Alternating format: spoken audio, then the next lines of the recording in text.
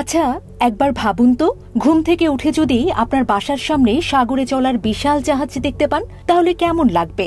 শুনতে অবাক মনে হলেও এমনই এক ঘটনা ঘটেছে নরওয়ের এক বাসিন্দার সাথে।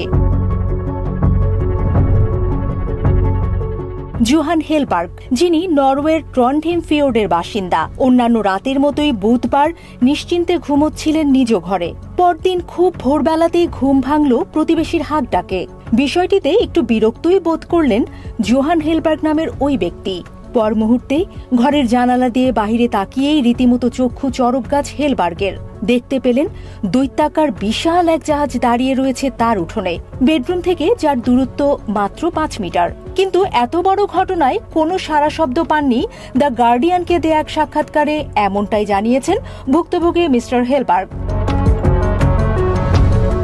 বৃহস্পতিবার স্থানীয় সময় ভোর 5টার দিকে এই ঘটনা ঘটে।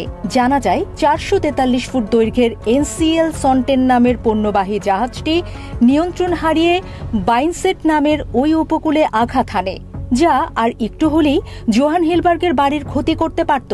তবে এই ঘটনায় সৌভাগ্যবশত কোনো হতাহত হয়নি।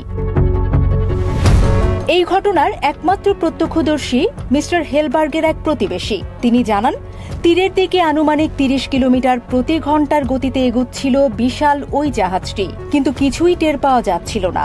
পরে জাহাজটিকে হেলবার্গ নামক ওই ব্যক্তির বাড়ির দিকে এগুতে দেখলে আতঙ্কিত হয়ে ওঠেন তিনি। এক পর্যায়ে তার বাসায় ডাকাডাকি করলেও কোনো সাড়া শব্দ না পাওয়ায় ফোন করেন ওই প্রতিবেশী।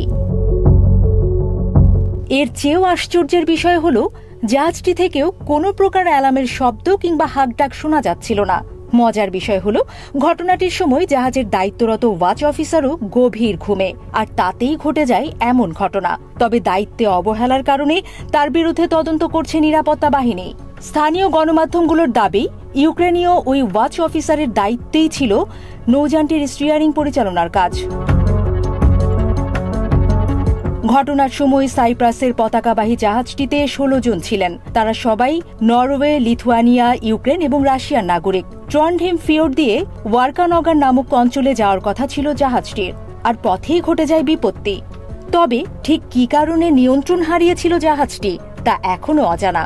ঘটনার তদন্ত করছে কর্তৃপক্ষ, চলছে জাহাজ উদ্ধারের কার্যক্রম, কিন্তু বেশ কয়েকবার প্রচেষ্টার পরও অসফল হতে হয় উদ্ধারকারীদের। অবাক করার মতো বিষয় হলো, এর আগেও একবার জাহাজটির সাথে এমন ঘটনা ঘটেছে। তখন অবশ্য এত বেগ পোহাতে হয়নি নৌযানটিকে। নিজ শক্তিতেই ডাঙা থেকে সাগরে ফেরত গিয়েছিল দৈত্যাকৃতির জাহাজটি।